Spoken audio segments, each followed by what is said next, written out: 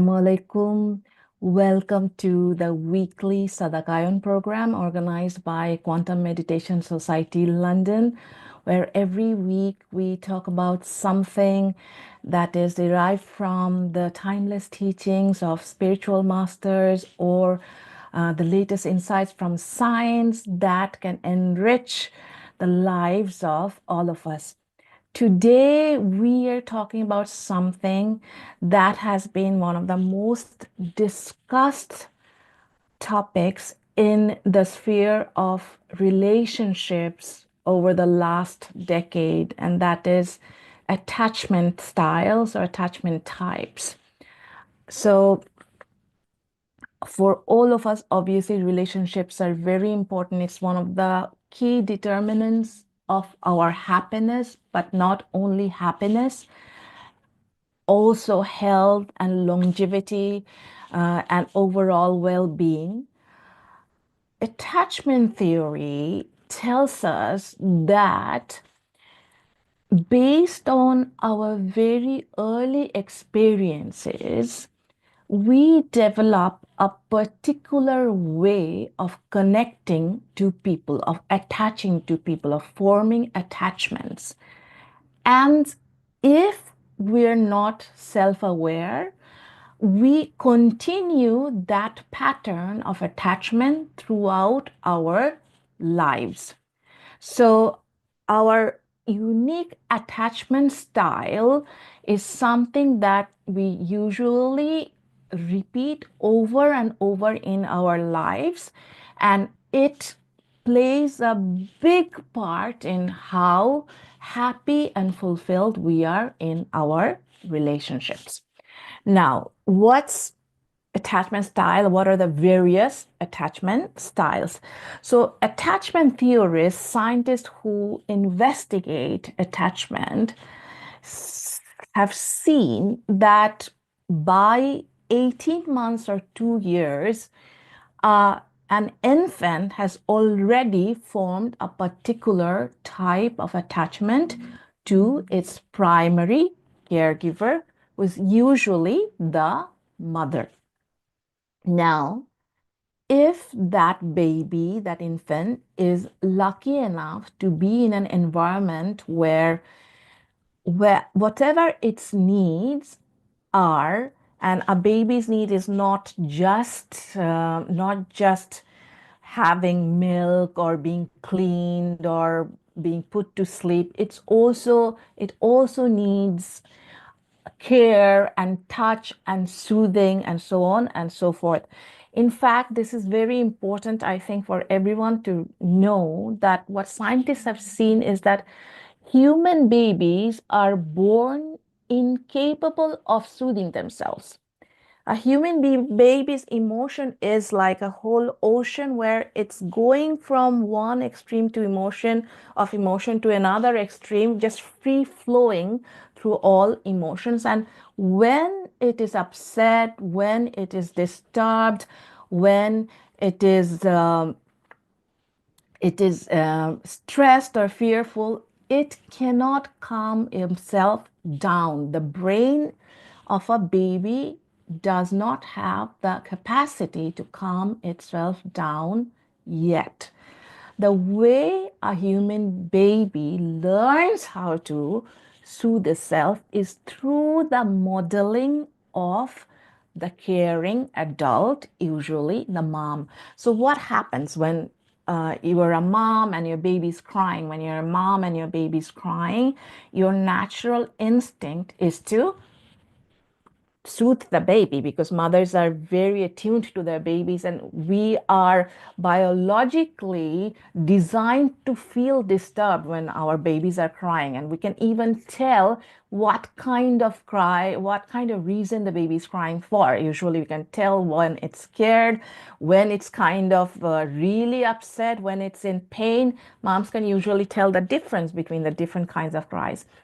Anyway, going back to what we're saying, we take our baby, we hold it close, we soothe it, we say, it's okay, that's our natural instinct, maybe kiss, there's nothing to be scared of. And when in the process of doing that, in the process of that protectiveness, it felt when the mother's carrying it, and the soothing tone in the mother's voice and the calmness of the mother, babies learn how to soothe themselves because babies are always mirroring the adults.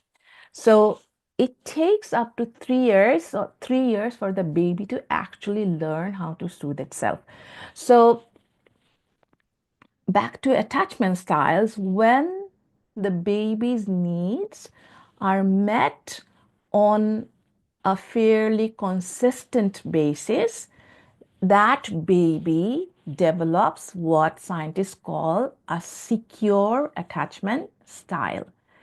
In layman's terms, you can think of a baby in its inside, into the core of its being, believing the world to be a safe place, believing relationships to be something they can trust, they can lean on, they can uh, something that they feel comfortable in. Being intimacy and connections make them feel comfortable, they're secure in them. Now, what researchers have found is that a baby who has had a secure connection, who developed a secure attachment style in its when it's a toddler, would continue its secure attachment style when it's, say, looking for a partner or its significant relationships in adulthood. People with secure attachment styles usually, researchers say, go and find other people with secure attachment styles as their partners. So when there are two people in a marriage who both have secure attachment styles, the relationship goes much more smoothly. They are both comfortable with being intimate with each other, physically, mentally, emotionally. They're comfortable with vulnerable with each other. It doesn't make them anxious or trigger them in any way. And this is their normalcy, and they recreate that normalcy in their adulthood. Not only that, they pass on that ability to their child. A little baby girl who got that consistent care, attention from its primary caregiver, usually the mom as a baby, is naturally more able to do that, feels comfortable doing that to her baby when she grows up. Scientists have seen that they can then pass that on to its the next generation, creating a virtuous cycle. Now, this is the obviously the attachment style that we are all aspiring towards. Now, what happens if the baby's needs are met inconsistently? So the baby's kind of developing a relationship with its primary caregiver, usually the mother, but um, it is happening frequently enough that when it needs its caregiver, its needs are not met. That might be because uh, the mom is not present physically. That might be because the mom is present physically but not present emotionally, due to maybe the mom going through some kind of emotional turmoil of her own. It can be due to various reasons, or it can be due to its environment being very chaotic, so on and so forth. So, what happens in that case, scientists have seen, is that the baby becomes very fearful in relationships. So, if a baby has developed or in the process of developing a secure attachment style, when the mom, say, goes off for 1 hour, she had to do something, the primary caregiver had to go off somewhere for an hour and a half.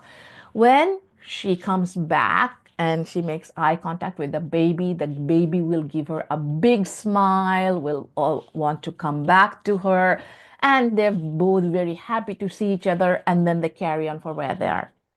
Now, if the baby is kind of developing what the scientists called a more anxious style, like anxious preoccupied style, that baby, when the mother comes back, will go to the mom but just cling to her. Just cling to her, will be very fearful of letting her go. So if you see in your environment or the environment of someone else where, oh, when the mom comes, the baby or the child just goes and clings to her and wouldn't let the mom go because he or she is really afraid that, oh, the mom will go, will abandon her and will not come back, then that baby is on its way to developing a anxious, preoccupied attachment style. So now what happens when this baby or toddler who has an anxious, preoccupied attachment style grows up and goes into an adult relationship, maybe a marriage or a romantic relationship, a long-term partnerhood.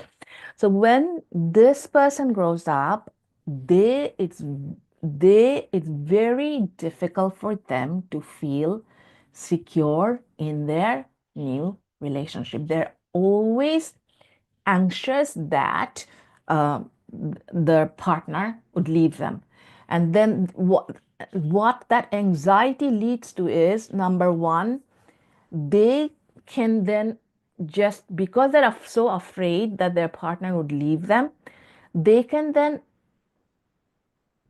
put their partner's needs over their own to an extreme extent. Obviously, being sensitive to other people's needs is a very, very good thing. But this person may be always just trying to please the partner, please the partner, please the partner, please the partner. So, because they're afraid that the partner would leave, to the extent that inwardly they themselves that become super, super, super resentful. The person with the anxious, preoccupied attachment style. So they then become very resentful. So, and then that may lead eventually to them themselves kind of erupting and sort of the relationship becoming very turbulent. The other thing that happens is also they their partner may start feeling kind of suffocated, because think of a clingy baby. You don't want the your partner to be like that, right? So if so you're going somewhere, maybe you're going on a work trip, and your partner is now calling you like 5 times a day because you have gone there and you're kind of tired that night, and you maybe fell asleep or something, and that triggered this fear of abandonment that's in this person with the anxious, preoccupied attachment style, that, oh, this person doesn't care about anymore, this person's about to leave me, and then they maybe you call 37 times. You can't help it. So that might, when you're developing a relationship, might stifle your partner and make the relationship unstable because of that. So that's one attachment style that's obviously not uh, the attachment style we aspire towards.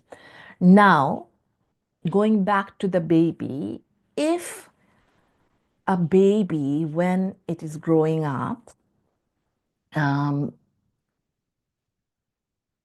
finds that its needs are not met to such an extent that it just gives up on relationships,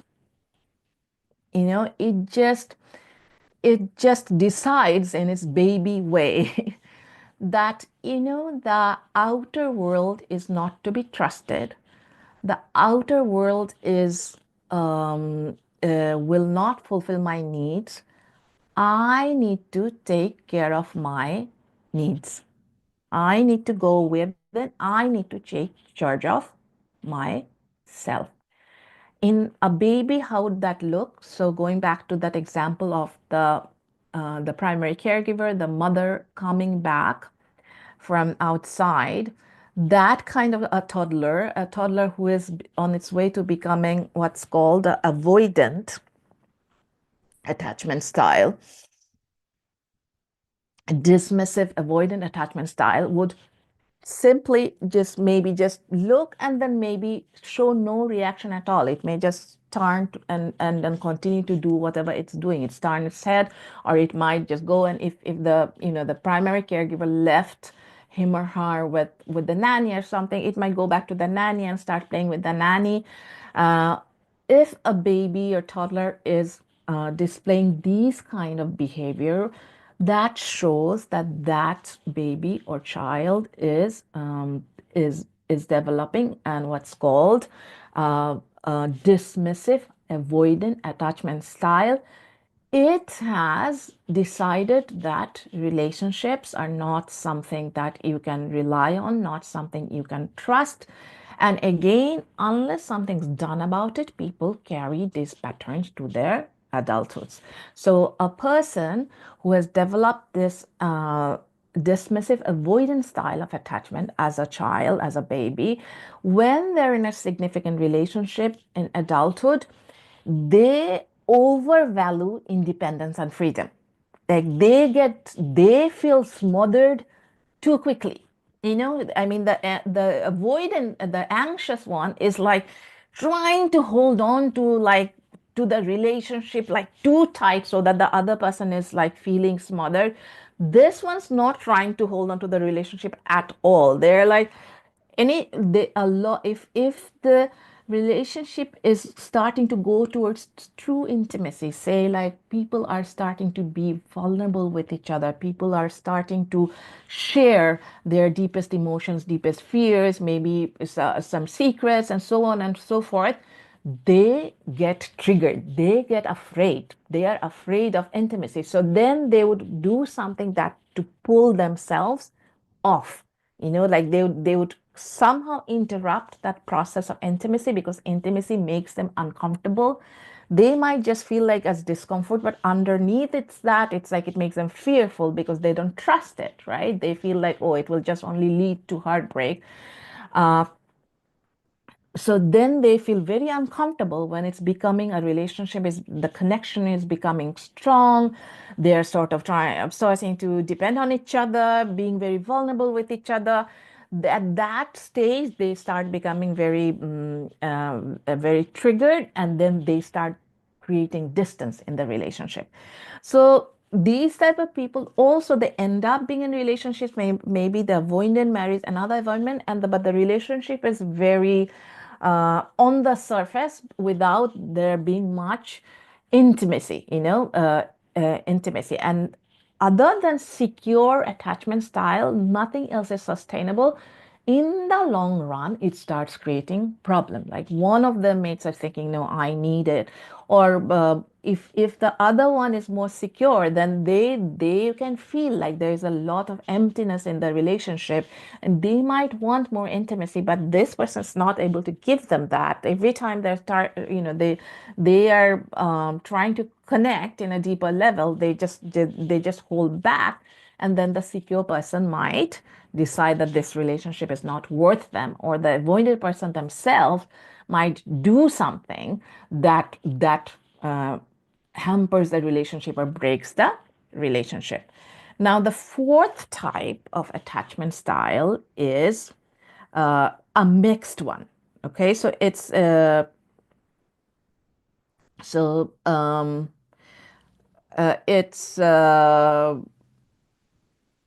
it's it's a combination of, it's called a fearful avoidant relationship attachment style. So with both the anxious attachment style and both the avoidant attachment style, anxious, preoccupied, dismissive, avoidant, both of them, there is the baby has developed a consistent way of dealing with its unease with relationships. It's fear in relationships. So the anxious one is always clingy. The avoidant one is always staying away. For the for the fearful avoidant, they just that baby just never developed a consistent style of dealing with relationships. So it's like when they are in a relationship when they're older, one moment they're too clingy, one moment they're pulling back. They circle through all different types of dealing with relationships, and usually their relationships are super super turbulent because you never know what to expect from them, and so lots and ups and downs, very difficult to hold a relationship with these people.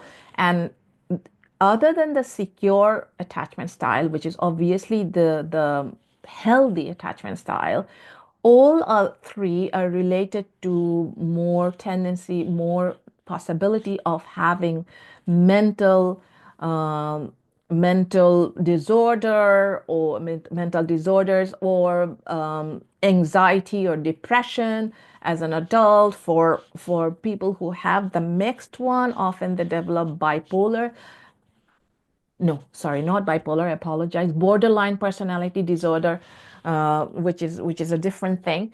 But there is a clear link between this fearful avoidance style and borderline personality disorder.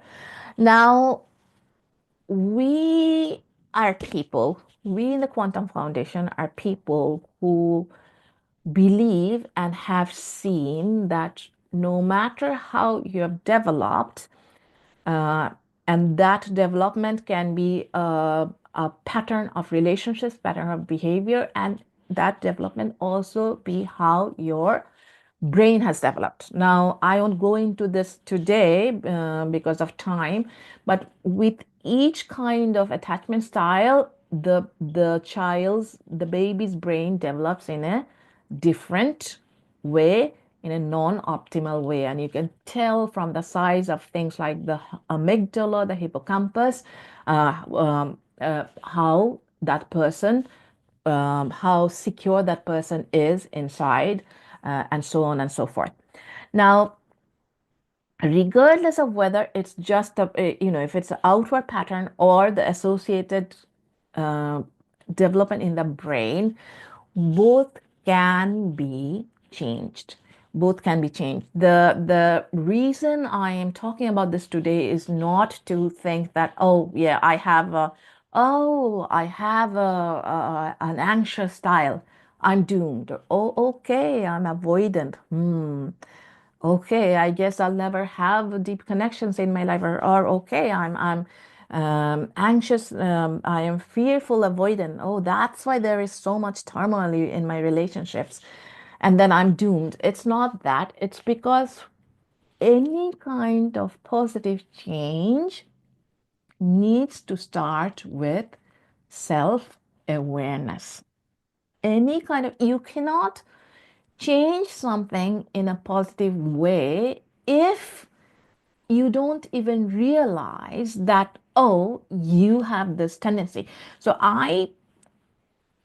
okay, I'll skip my assessment of myself, but I mean, not strongly, but mildly, I do have one type, okay, I think.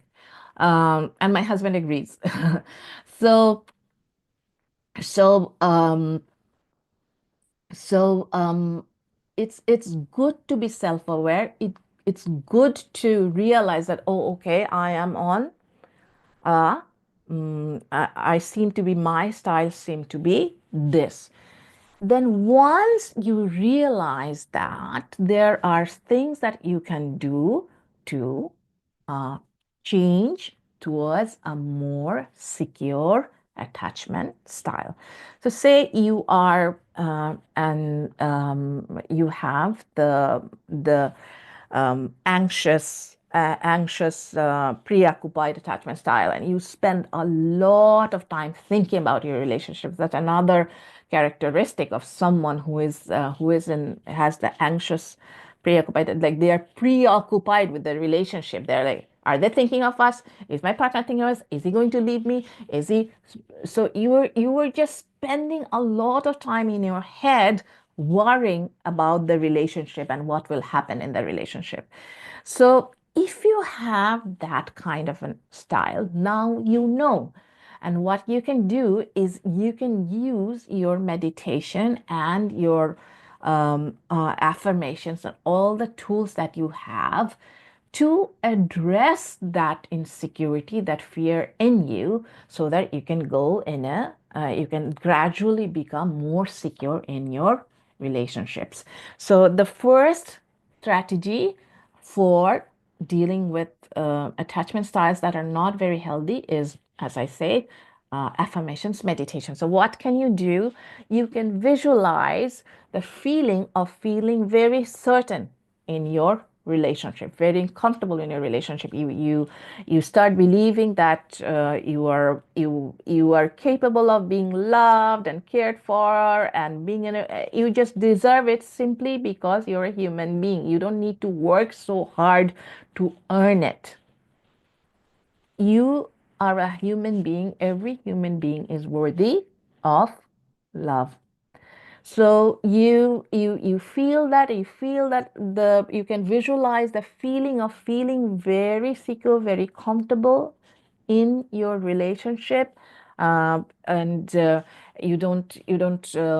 you're not bothered with the slight ups and downs. You're not bothered if your partner has a frown. It's not, whereas before, if you saw a frown in your partner, you might have think, oh, what have I done? He's unhappy with me, he's upset with me. Now you might be look at it more uh, neutrally, like, oh, something might have happened in his office. It might be something else.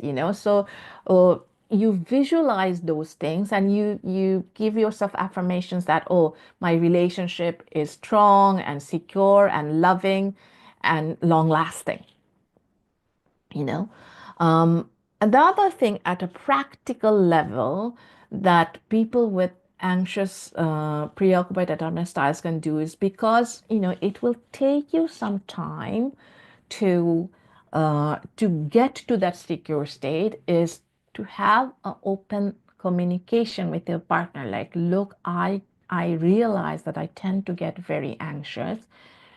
uh, if when you're traveling for work, if you could just send me one text once you get there, no matter how late it is, just if you don't have time to talk, I perfectly understand. But if you send me one text, or even if you're busy, if you send me a text every day at least, or whatever you feel like, okay, is reasonable for him or her, reasonable for you, then that will help soothe my anxiety. So now kind of you are kind of looking at you, and you're calmly communicating, you are taking ownership for your anxiety, and then you are calmly communicating it to your partner, and then figuring out something that will soothe your anxiety, but that's also reasonable for your partner to do. So that open communication, I have seen other anxious, preoccupied people with anxious, preoccupied attachment styles use that at first, and use the meditation and the affirmations and the other things to gradually, until they gradually get to a more secure relationship. Now, for any style of attachment, it's very good, that's not that you think is causing you trouble. It's very good to keep a emotion journal, like we were talking about journaling earlier today, and journaling is good in all respects. But if you write down your emotions, that if this is how I felt when this happened, and look at this passionately after you write it, like, is this really reasonable what I'm feeling? Is there evidence for my fear? That will really help you become more and more self-aware, and challenge those emotions that are spontaneously arising within you as a result of your past.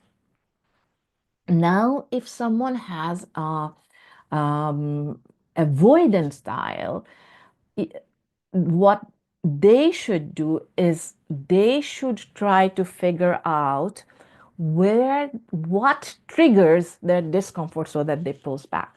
What was the situation? What was your partner doing, trying to say? that made you uncomfortable, and then you did something that created distance in the relationship. So become very, very aware of that, and then you can see like, oh, this triggers me, this triggers me, this triggers me. And then you can use again your meditation, your affirmation, to say, to visualize that you're comfortable when you say your partner is opening up about their emotions with you, or some other level of um, seeking deeper connection, which is obviously healthy way. I mean, if they are doing something extreme, then it's of course you will have a natural reaction against it, but you will be able to tell yourself logically if something is what they're doing is reasonable or not, and you will be able to tell that, oh, my reaction here is a little extreme. If you can't, then you can always read about what's normal and what's not, and so on and so forth. That was the number one, like you find out what your triggers are. Number two is you practice being vulnerable. Basically, avoidant people with avoidant dismissive attachment patterns, like, is find it very difficult to be vulnerable, like very difficult to share their what's going on in their inner world with people. They feel very uncomfortable. They think the people wouldn't be able to keep the secrets, or wouldn't matter to them what's going on. So you don't go into the extreme in the beginning, because that might throw you off. But gradually start sharing more and more things, and you will, if you have a healthy person on the other end, you will see that, oh, they're okay with that. you know Share your guilt, share your shame, share your fears, and you will see that, oh, okay, it's actually not breaking my relationship. Share your needs. Say that, I can't do this myself. I could really do with some support and going through this, but not in a blame way that is kind of contemptuous or a blame, but in a calm way, when you're ready to do it calmly. And again, you can use meditation for that, like to make you calm, and then have that conversation. So share that, and you will see that, oh, okay, when I share my needs, not everybody disregards it. The whole world is not the same, and the model I'm running by maybe may have been applicable to a certain situation. It's not applicable to the whole world, and there are people who, friends or partners, or who actually will stand by me when I express needs, obviously within a reasonable um, um, degree. So finding your triggers and share and being vulnerable are two very, very important practices for those with avoidant attachment styles. And of course, meditation, visualization, affirmations work in every situation, and it helps in this case too. Journaling will also help you. Those with the mixture, you will have to again visualize that you're feeling very secure. Keep a journal, and then you have to do both. Of course, if it's too extreme, you can always go for therapy or something like that. But you can do a lot on your own if you become self-aware, and um, if you use the tools that are so widely available these days. Now, okay, so I just want to end with the very important thing, that is, any mothers, and I mean, I don't want it to seem like, oh, all the responsibility for bringing up children should go to mothers, and like just put more and more pressure on mothers. That's not where I'm coming from. However, there's a lot of scientific research that's been done that shows that mothers and fathers are biologically, hormonally different, and they serve different purposes in the baby's development, which maybe I can discuss some other day.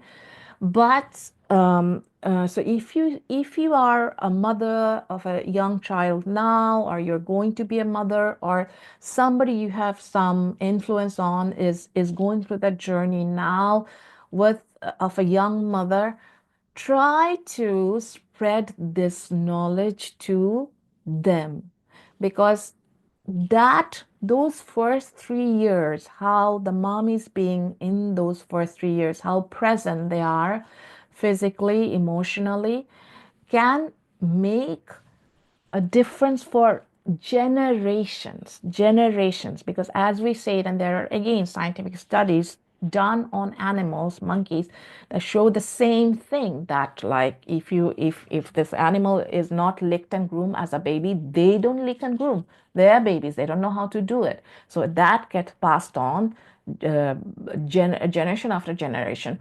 So you can that play a part in creating a more secure world by spreading this knowledge to people who are going to be uh, parents of young children soon, or are they going through the children now journey now, and we should all do our best to support people who are going through that phase where they're mothers of young children, babies, because babies used to be brought up in a village, but not within extended families, and now it's like less and less. We're more and more and more and more isolated, especially if the mother herself has trauma from childhood.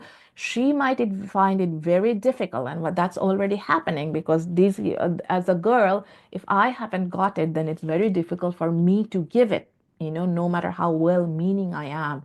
So, whatever you can do, just not to spread the knowledge, just spread the tools, give support to any mother who is finding it overwhelming, give support to them so that they can do this. They can actually be present emotionally, physically in those crucial first 3 years of the baby's life, and especially in the first year, because that has a effect that goes on. What happens in that time goes on practically forever, unless somebody becomes self-aware and breaks that pattern. So this is something I personally believe. I've seen it. I believe it, that if we learned more and became more committed to to making childhood an enriching time, that would really save us a lot of heartache in the future, not just within us individually as families, but also in whole societies, because that person is going to become a worker, and how what the experience they have as a baby will determine how much stress they can take on as a worker, and so on and so forth, like lots and lots of influences. So if you like this video, if it's something that's resonating with you, please like, please subscribe. I absolutely love it when somebody comes and makes a comment uh, and about the topic we talked about, and I see that, okay, this is something that's resonated with someone, and that someone might share it or try to change their behavior. I feel it makes me feel really, really good. So please, on if you're on YouTube, you're watching this on YouTube, please put a like or subscribe and share our videos, and we'll really try our best to share things that we really believe are helpful towards people. Okay, so that was our talk for today. I am going to play the meditation now. We're going to do negative thinking. Today, when I'm playing the meditation, reflect on, you probably, if you're listening, you already reflected on this, on your patterns while you were listening, but reflect on your patterns. And if you feel like you have this in the meditation, come face to face yourself and find out how you feel about relationships. Do they make you anxious? Do you feel relationships can be trusted? People can be trusted? Do you feel that you can be safe in relationships, and your relationships can be secure and long lasting? What do you feel? And then write those down and erase them like we do in this meditation, and you will see you already you are releasing a lot of the negative energy that you have surrounding this. And then it's not going to happen in one day, but if you continue doing these things, you will, at some point, you will see that you have made your relationships much more secure. And if you have a partner or somebody you know, you can heal them using, again, quantum methods, or sharing those tools with them if they're willing, so that you can make your environment an environment where everybody has secure relationships. All right, so as always, give me a moment.